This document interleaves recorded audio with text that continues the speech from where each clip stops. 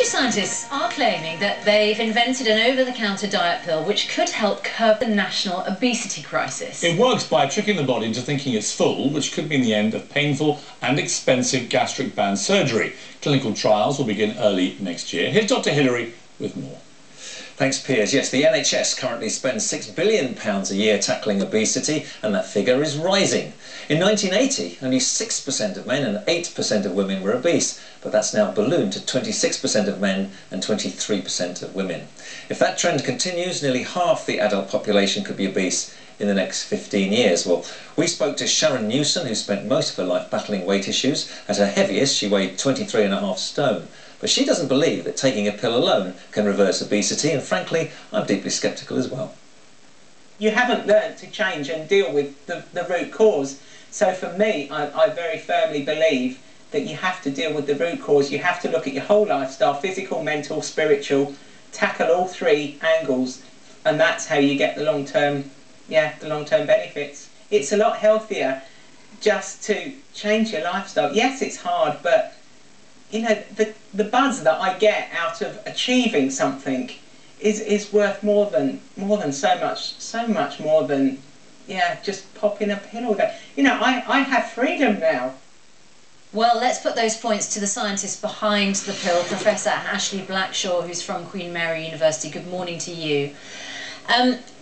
Popping a pill is like the dream answer to the obesity crisis. But if people don't change their lifestyle, how can it work? Well, good morning. Yeah, I firmly agree that changing lifestyle is an important part of the treatment of obesity. And currently the best treatment for obesity is a bypass operation which shunts food away from the stomach and down into the lower part of the gut. And it achieves its effect by tricking the lower part of the gut into thinking there's too much food coming down at once, so it sends an emergency signal. So what we need to do through that operation is to actually make people change their habits, both in terms of the amount they eat, but also in the types of food that they eat. So this bypass operation changes people's food preferences, and our capsule, which is designed to do the same thing as bypass essentially, should have the same effect on people's food choices. So we hope that there's a necessary lifestyle follow-on from this treatment, very much like there is with bypass surgery. Are you worried though, Professor, that if it actually works this and it becomes the miracle diet pill, that actually people will carry on leading very unhealthy lives, safe in the knowledge they can just pop a pill and the problem will go away?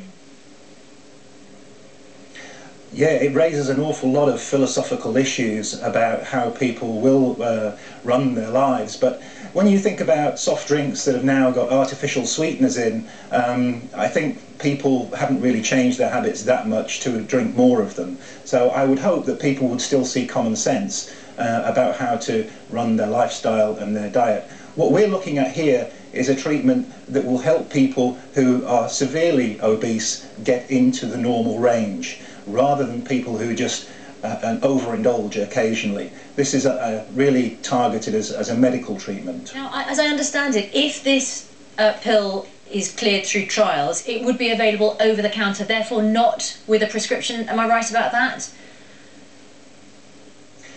At the moment, that's the way it's looking. It has natural ingredients in, which is obviously a good thing. So it would have to be regulated if that were the case. Okay, because the reason, sorry, I'm sorry to interrupt. The reason I asked, one of the reasons I asked that question is, how do you make sure that people who don't need to lose weight take the pill? That's a very good point, and unfortunately we've not crossed that bridge yet. I think the important thing right now is to have something to offer. Obviously we have to consider moral issues aside to all this. Our job as scientists here in the Blizzard Institute is to find the mechanism behind the action of gastric bypass surgery and to be able to recapitulate that in a capsule, and that's what we've achieved so far. I think it's now up to the health regulators, if this clinical trial is successful, as to how to deal with the issue from that point onwards. So we're at the sharp end, if you like. Yeah, Professor Ashley Blackshaw, thanks very much indeed for joining us this morning. It's coming up to 18 minutes past 7. Now, coming up today, apparently,